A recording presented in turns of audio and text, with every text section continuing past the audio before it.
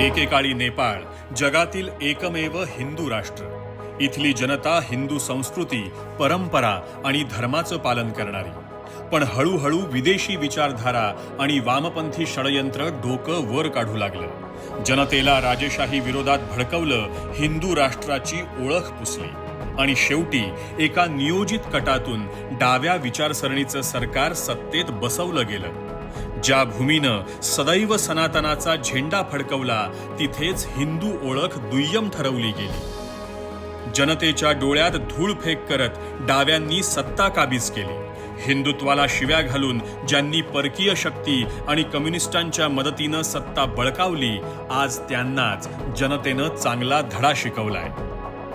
नेपाळच्या जनतेनं वामपंथाच्या विरोधात बंड उभं केलंय. काठमांडूची हवा बदललीय. जनता भ्रष्टाचारी डाव्यांना रस्त्यावर पळवून पळवून चोप देतेय, कारण जनतेला आता कळलंय सनातनच भविष्य आहे. इतिहास सांगतो, परंपरेशी, संस्कृतीशी खेळ करणारे टिकलेले नाहीत आणि टिकणारही नाहीत. सनातनचा सूर्य पुन्हा उगवणारच.